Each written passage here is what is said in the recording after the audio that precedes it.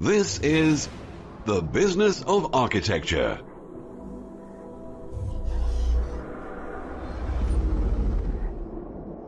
Helping architects conquer the world. And here's your host, Enoch Sears. Hey, welcome back. This is Enoch, and a few words before we get started.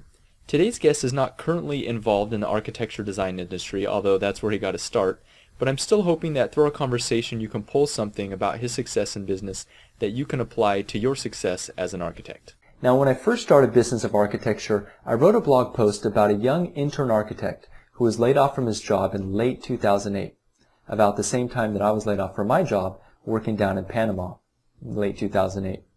Now, Pat Flynn, as I mentioned, was an intern architect in the San Francisco Bay Area. He'd been out of school, he went to Cal Berkeley, graduated in 2005, and progressed rapidly through the company. He was promoted to job captain. He was earning $60,000 a year, which, as we know, is a very healthy salary for someone that early out of school. Now, when he was laid off, it was just a crushing blow, as it was to all of us who experienced the lack of work over the past 3 or 4 years.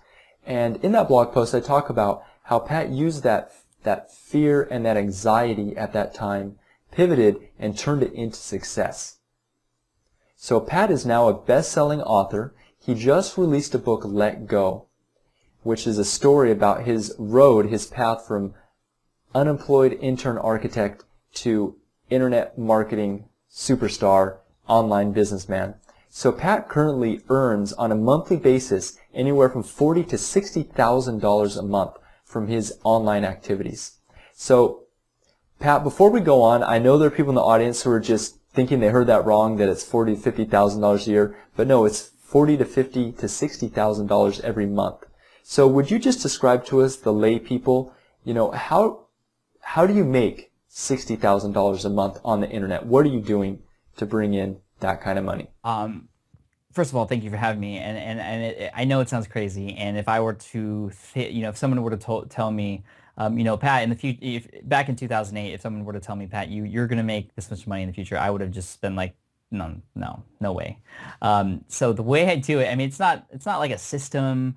It's basically creating businesses that solve a particular problem or sort of, provide a solution to someone's pain, whatever that pain may be. And I'm not talking about physical pains. I'm talking about, creating study guides for exams or helping people discover how to use the internet or how to become a security guard or, I have a number of different businesses online and they all work sort of in the same way by providing high value content that can teach somebody something that they're learning to try and do, sort of becoming the expert in their eyes. And when I mean expert, I don't necessarily mean, being certified or, actually having like just actually knowing a little bit more than someone else qualifies you to be an expert in someone's eyes to a point where someone might actually pay you for that information because you have that experience that people are trying to understand and that information that they're trying to learn.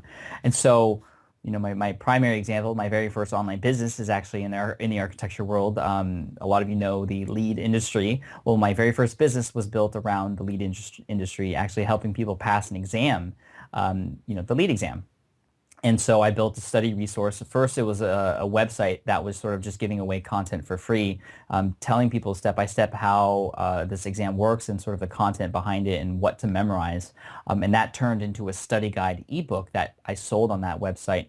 And the very first month I sold that book, just changed the rest of my life, and that was after a few months being laid off from the architecture world. So I took some knowledge that I had in the architecture world, a very specific niche, one that was sort of underserved at the time, and just sort of becoming the top resource for that, providing information for that, sort of developing relationships with the people who were sort of coming to my website. I wasn't just, hey, there's this website that sells a study guide. I was, hey, there's this guy named Pat Flynn. He took the exam, he passed it. He knows all about the exam, and he's helping people pass it too, which just has been incredible for any businesses that I have, and it has sort of paved the path for any businesses that I create, and that's really sort of putting personality into the work that I do, and sort of not just becoming the product or not just becoming a service, but actually becoming a brand and a personality that people can can connect to. So, technically how I make money is on that website that I just mentioned. I sell an ebook and I sell practice exams and study guides and things like that. On smartpassiveincome.com, which is a site that I built to sort of teach people how to do business online and take advantage of systems of automation on the internet, tools and services that can help you sort of automate your business a little bit, and also social media. I make money a number of different directions. Product sales through affiliate marketing, which means finding products that other people have created, other products that other companies have created, and selling those and getting a commission as a result of selling those. And mostly what I do is I just recommend those products by showing people how I use them and how they've helped me. And that's the best part of it is I'm not forcing anyone to do anything. I'm just showing people how I do certain things, and these are the tools and services I use along the way. If you choose to use them, here's my link. If you go through this link, I'll earn a commission. I'm always very honest and upfront about that. I don't actually sell any sort of how to make money online products. I just give away information for free. And again, along the way, I might share these tools and services. So that's how I make money on that website. I have a number of other websites that make money through advertisements. I do some coaching. I was the director of web and social media for a movie that came out last year. And so I made money through fees for that service that I provided. So just a number of different ways. I also have an iPhone application company with 27 apps in iTunes right now, and that's generating a few $1,000s a month, mostly on autopilot. So I'm just sort of all over the place. And you might be like, whoa, this guy is crazy. Like, he just does everything. He's sort of all over the place. But I sort of, ever since Smart Passive Income sort of took off like it has, I have over 70,000 monthly subscribers, and people just sort of expect me to try new things and become sort of this crash test dummy when it comes to doing business online. And, I don't mind sharing my failures and everything I've done wrong. I think that's why people sort of enjoy the content that I create on that site, because I create businesses publicly. I show people what I do right. I show people what I do wrong, and I sort of recommend what to do, and hopefully, and also often what not to do. So that's how it works. Okay. So just to rephrase, so you started with a lead study guide.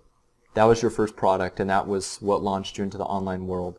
And then since then, you developed a lot of other products. Now, you said you're doing some iPhone apps.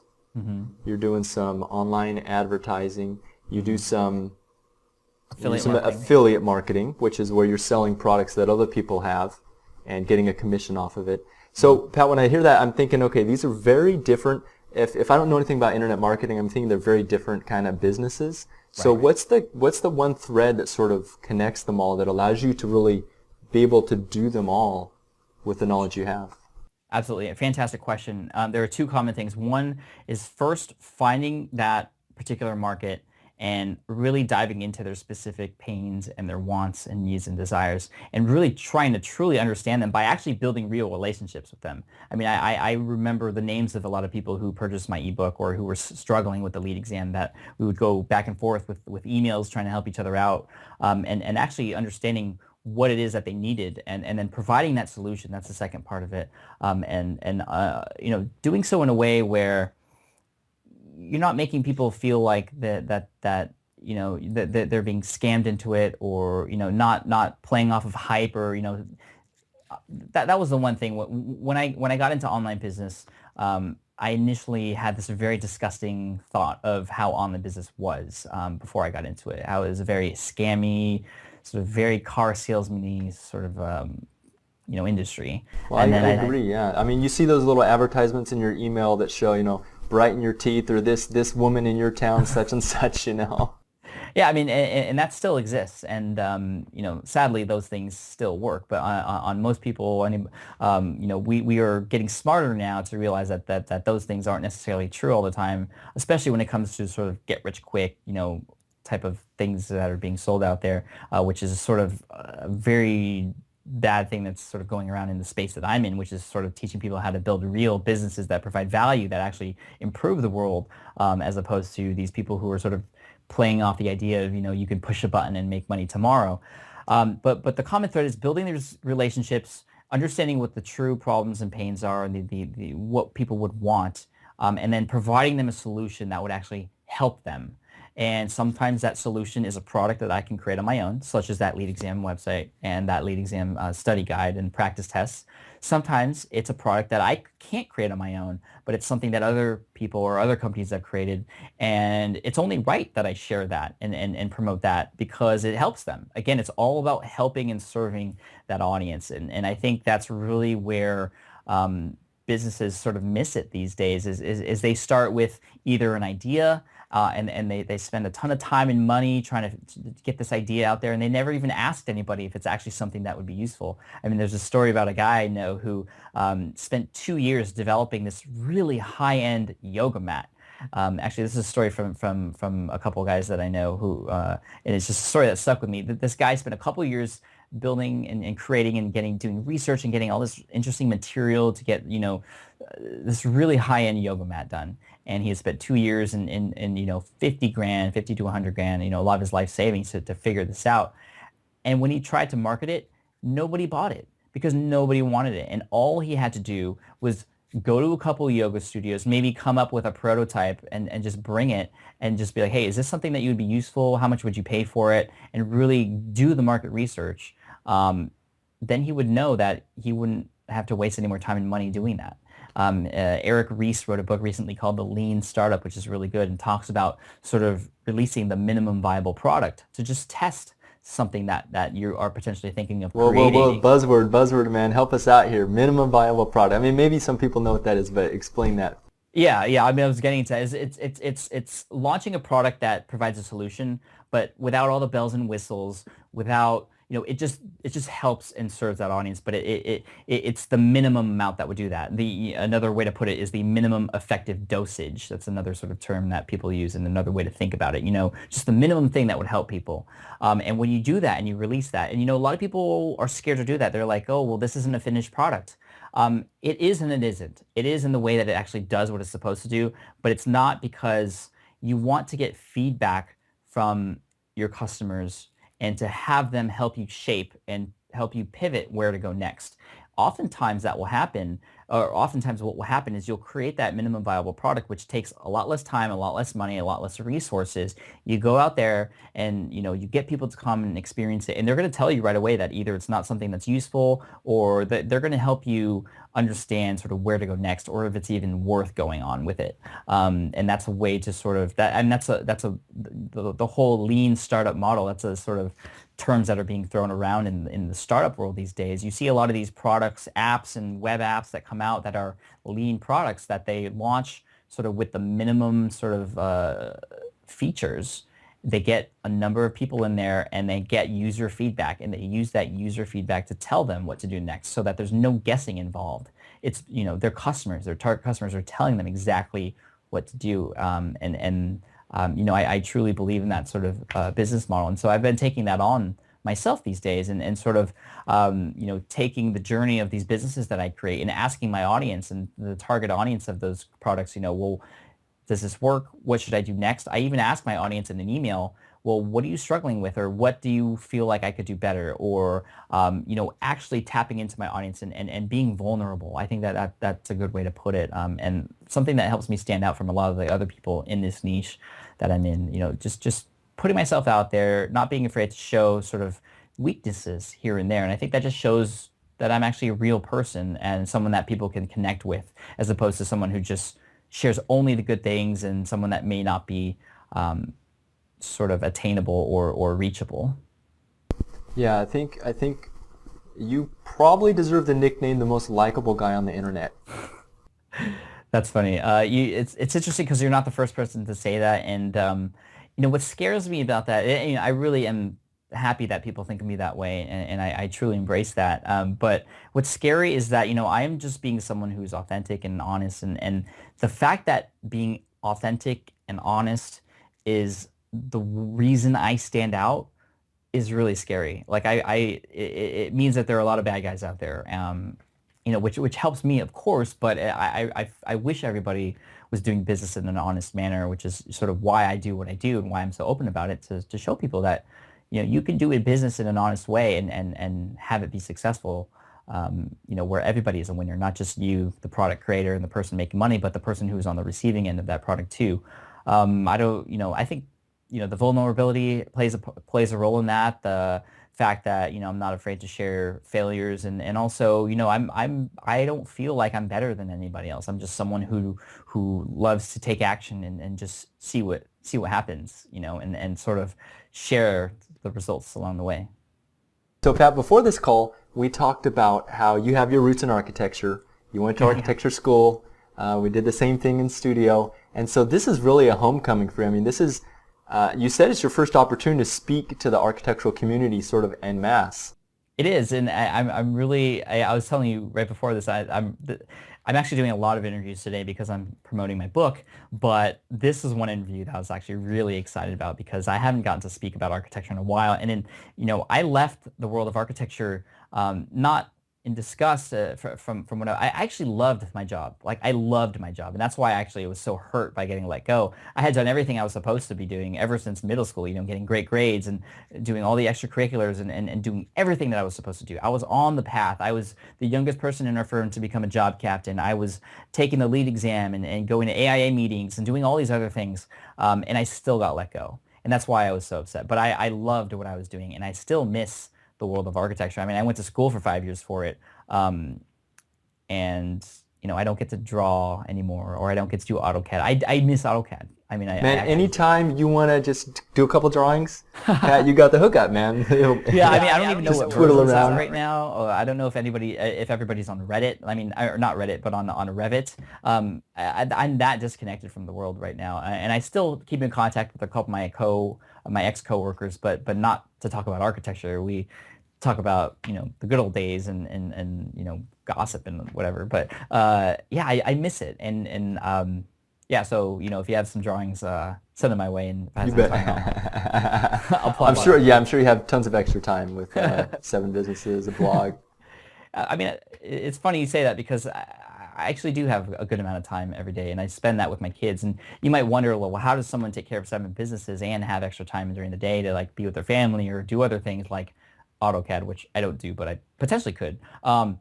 It's the fact that these businesses are run semi-automated, where I don't have to be there in order for a transaction to happen. These iPhone apps, I don't have to be there in order to process those payments. Apple's doing that for me. Well, on my Green Exam Academy website, people can come and purchase those ebooks or those study guides or practice exams, and it gets sent to them automatically without me having to be there. Now, it's not like I can walk away from the business 100% forever. I still have to upkeep, and I will have to answer a customer email every once in a while, but I don't have to be there in order for transaction to happen, and that's the beauty of it. And that frees up my time completely to do other things or be with my family or work on new businesses. And I mean, that's how I've been able to create sort of 7 different things at the same time, because I'm not actually creating them at the same time. I'm sort of creating them one by one. Pat, in reading your book, Let Go, which I recommend everyone check it out, amazing, inspiring book. Thank you. I noticed that there's sort of a common thread. You're a very ambitious person. It comes across that even at a young age, you were always striving and pushing yourself. And I just want to ask you, you've probably done some soul searching. Do you know what it is that drives you to be so ambitious and always, pushing it continually, not settling?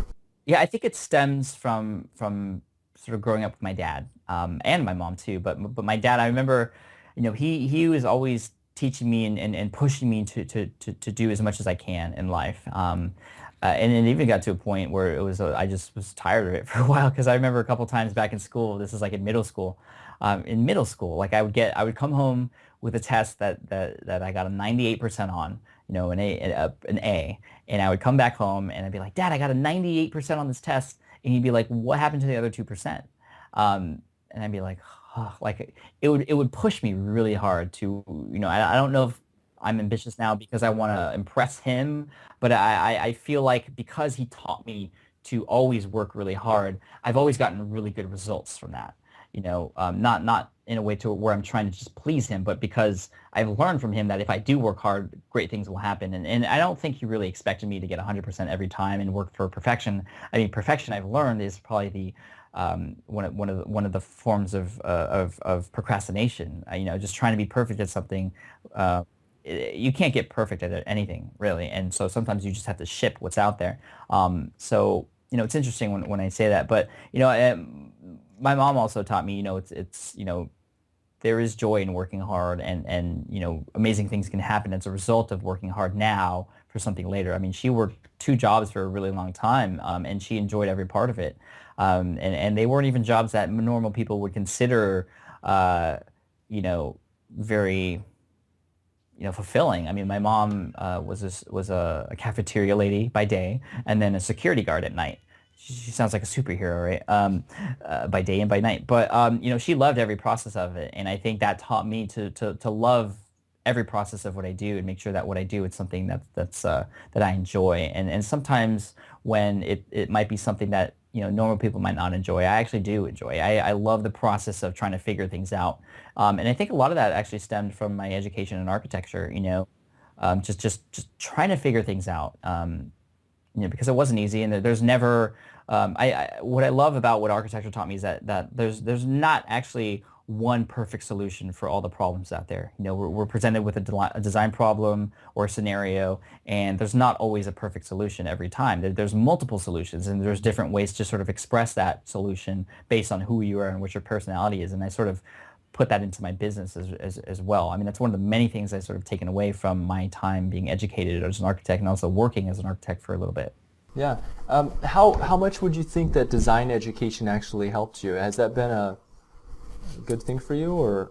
The actual design part of it, yeah, it has actually helped me sort of develop an eye for usability, I guess. And on the web it's all about user interface. Well, I mean the problem solving aspect. So when I say design, I mean like design studio. Like you mentioned. Right.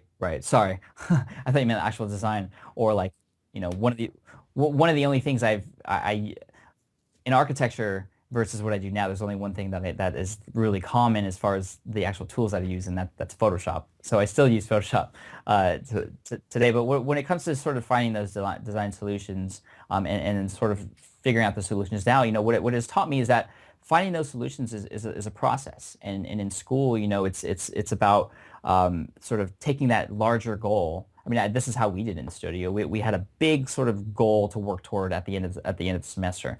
But within that big goal, we chunked it up into maybe 2 or 3 week increments where we would meet with the jury every 2 or 3 weeks to sort of tackle one specific part of that problem, so that at the end we had this overall solution.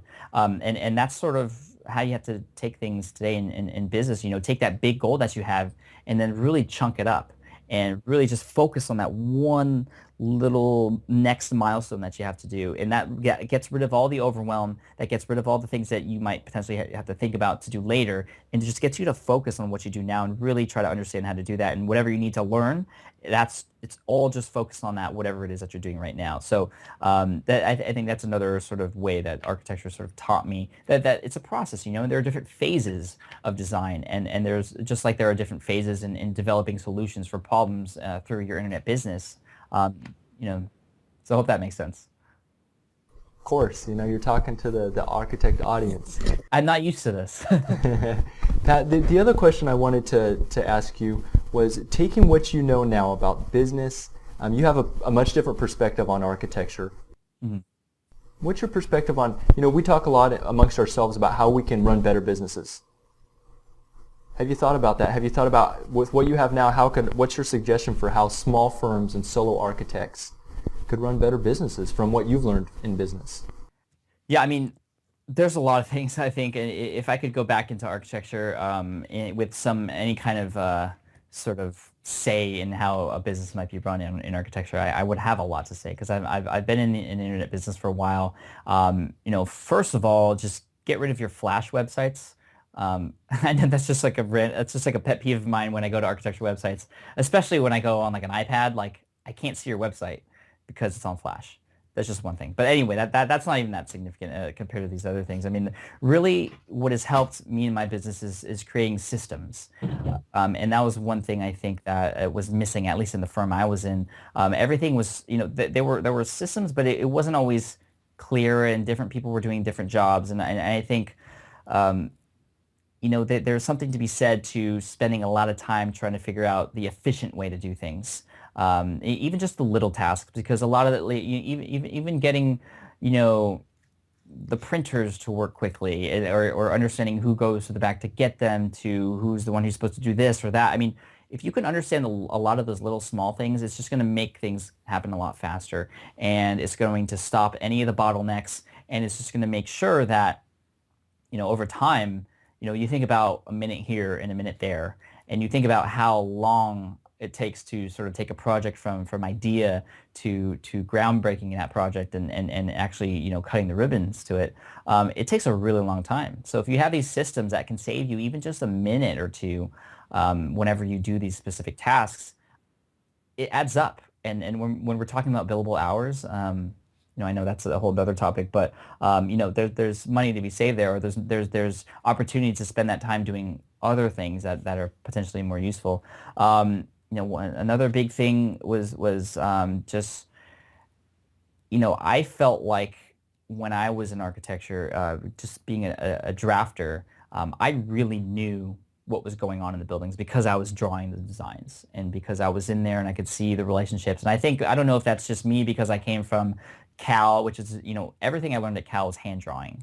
And that was actually a big struggle coming from Cal, was we didn't do any art. AutoCAD wasn't even required to graduate, which, I have some feelings about that. But it was really difficult to get a job as a result of that. But there was some good things that came out of just hand drawing the whole time, is I really got to understand spaces and relationships between spaces really well. And I felt like as a drafter, putting those designs onto AutoCAD, I had a lot of things that I wanted to say that I didn't feel comfortable saying because I just wasn't in a position to say things. My job was to put stuff in AutoCAD. And I feel like there's something to be said to, at least having some time for everybody to sort of speak up about a project. It's a team effort, and when it's just one person sort of, who's in charge, and the other people don't even have a say. I've learned a lot from working with a team in my online business, and when everyone sort of has an opportunity to at least say something or feel comfortable saying something, it just takes the business to a whole new level. Other things, when it comes to client relationships, I feel like that's probably the most important thing, is just to make sure the clients are happy, but also to keep them involved in the process too. I think that's really interesting. Something that I do when I create something new, I actually have my audience follow me along the process, or at least give them the option to do that. So I think there's something to be said for potentially having your clients sort of follow along with the process, and keeping them in check on where things are, so that they're not bugging you all the time on where the process is. They know because you're providing them with sort of reports along the way, and you're sort of being very transparent about what's going on, and that just sort of opens up lines of communication. I think there's nothing more important than the relationship you have with the people who are actually going to be paying you that money. And then problems start to show up earlier, which is good. When you sort of open up the process, instead of just sort of doing it in chunks. You work really hard and then you present, and then all of a sudden you have to change all these things. Well, what if you were sort of not working together in real time, but at least giving them the option to check up on you every once in a while, or you give them progress reports over time in a way where they can sort of help you make sort of design decisions or make these calls in your design much sooner in the process, and you get to move along much faster. And then also, there's so many things. I remember how difficult it was to sort of understand there's so many moving pieces when it comes to a building and different people who are involved. I feel like if there was a way, and I don't even know if this exists now because there wasn't some sort of collaboration tools that everyone can use to sort of understand what everyone else is doing, because there were so many times where either I was getting interrupted or I had to interrupt somebody to sort of figure out where they were, or what they were doing. And it just sort of just broke up the workflow all the time. And so, I use a tool now in my online business with my team called Basecamp, and we always keep each other, up to date on what we're doing and where we're at. So we can focus when we need to focus, or when something comes up, we can sort of ask each other and get help from each other and collaborate. I think that at least in the firm I was in, there wasn't as much collaboration as there could have been between all the team members. And, when a team truly feels like a team, instead of just this person does this and this person does that and that's it, when that team's there, it's going to show in sort of the overall project, I feel. Pat, what lessons have you learned about connecting with people online and utilizing the internet that you think architects could use?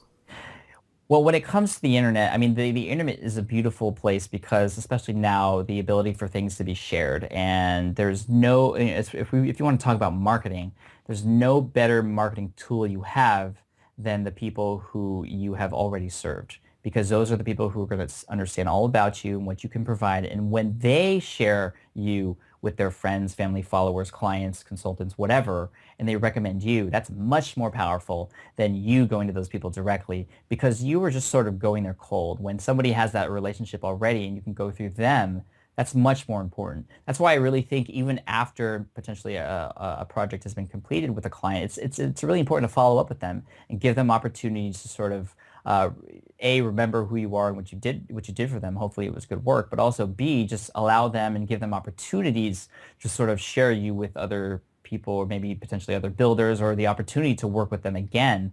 And again, just taking things to the next level and taking that relationship to a place where people can sort of either recommend you if something of the service that you provide comes up in conversation, or just rehire you because you did such good work for them. Really the best I mean, in online business or any business, it's really easy to sell new products to people who are already your customers, because they have already purchased from you. They've already experienced the product that you can provide and the kind of service that you can create for them. And so if you do that really well, you want to make sure that you can hopefully tap back into that same customer or client that you had before. Earlier you talked about getting inside the head of a person and using that to give them an offer that's an irresistible offer, I guess. Do you have any suggestions for how would you do that if you were an architect and you're sitting down with a client, knowing what you know now about business, how would you try to figure out what they want? Keep asking questions. I mean, that's really the thing. And a lot of people will ask questions, which is good to try and figure out the sort of needs and wants of a client or customer, or a potential client or potential customer. But many times people will keep it either on the surface level questions, or even just one or two levels deep. But it's really in those sort of fifth, sixth, seventh level questions when, what I mean by that is continuing the conversation based on that very first question you ask, and keep asking why, or why do you feel that way, or how come it's like that, or think questions like that, where you can truly understand the root of whatever it is that they're thinking and why they're thinking that way. I mean, that helps you understand the language that you should use with them. That helps you understand exactly where they're coming from. And so that's really how you can tap in. And, I wish I could do a sort of, actually, if you listen to SPI podcast episode number 46, it's an interview with a guy named Dane Maxwell. He talks about all of the perfect sort of best questions you can ask someone that you're potentially going to serve through a service or a product, just to really get down into the nitty-gritty details of how you should be providing that solution to them. Or so oftentimes you'll get to a point where you're asking these questions, and I'm not exactly sure how might this apply to architecture, but in online business, when you're trying to develop a solution for a particular target market, oftentimes you'll ask enough questions and get deep enough where eventually that person who you're asking those questions to will tell you exactly what it is that they need. Like, exactly. And there's the product right there, and you don't have to guess anymore. So again, just really going deep into into someone's head by asking questions and sort of dissecting. It sort of goes along, I can't remember the Japanese term, but the Toyota manufacturing process. They use this thing that is, I can't remember the Japanese name, but it involves asking why like 5 times. So if there is sort of an issue in the manufacturing process, everything stops, like the whole factory stops, and then they ask the first level question, well, why did the factory, or why did this break? Well, why did that happen, and why did this happen? And then typically 5 levels deep, you can get to the root of the problem where, somebody forgot to install replacement batteries in this, where on the surface, you wouldn't even get to that point and understand really what the true problem is, where if you can get to the root, then everything above that sort of solves itself on its own. So I think, sort of using that example is sort of a great sort of way to approach sort of dissection and sort of understanding the problems and things that are going on. Excellent. So, Let Go, the book, obviously a double meaning. Tell us, what is the meaning of that book? What's that book about? Sure. I mean, it's actually a triple meaning when you think about it. On the surface level, it's about my journey after getting let go from architecture. On the second level, it's about really letting go of what I was conditioned to learn. The fact that, my dad had always taught me, and he led by example, that, I had to have a 9 to 5 job, work at it for 40 years until I was 65 and then retire. I mean, that's what I was taught when I was growing up, and that's what I was supposed to do, and that's the path I was on. It was really hard to leave that. I mean, it was hard to walk away from that and try something on my own when I had already devoted 5 years of my life and all the rest of my education to getting to this point. I mean, I felt like almost I was throwing all that away. And I was worried that I was going to be disappointing people, my parents who had spent money on my education as an architect, by getting away from that.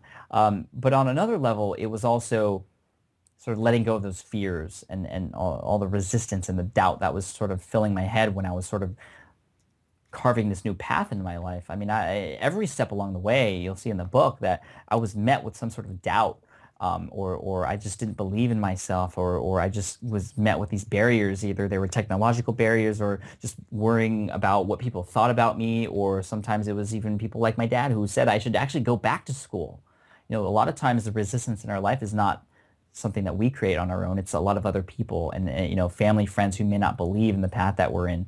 And for me, it was my dad who was like, you know what, you should go back to school. You should go back and get a graduate degree in architecture. You can come out of school, you can get a better job, you'll have better pay.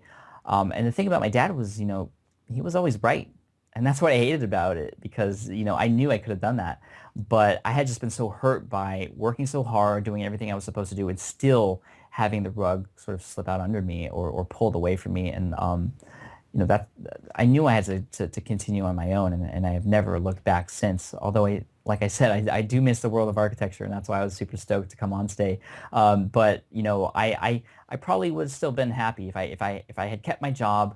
I would still be happy as an architect today, but I wouldn't know what it would be like to be this happy. Well, Pat, I think that's an awesome place to leave the interview. And, I'll speak for all the other architects. We're glad that you're out there spreading the word that you were an architect and kind of, letting people know, popping up on the radar. But we're glad that you're having success in the online marketing world. Well, thank you so much, and I'm happy to be an architect. I'm happy to be representing the world of architecture in the world of online marketing, and being known as a sort of likable person online, I guess, like you said. So I appreciate all the kind words. I appreciate the attention of those of you listening and watching this right now. So all the best of luck to all of you. Great. So you can go and find more about Pat and listen to his Smart Passive Income podcast, which is at smartpassiveincome.com. And what else am I leaving out, Pat? Other ways to connect with you? patflynn.me/letgo is how you can get the book Let Go if you wanted to check it out. And really, if you would just want to say hi to me on Twitter, you can say hi at Pat Flynn. Excellent. All right, Pat. All right. Thank you so much. See you later. Yep. Bye-bye. Bye. Well, that's it for today. If you like this video, please share it by clicking one of the share buttons. And to get updates when I post a new article, video, or podcast, visit businessofarchitecture.com, sign up for our email list, and I'll send you my exclusive ebook, Social Media for Architects.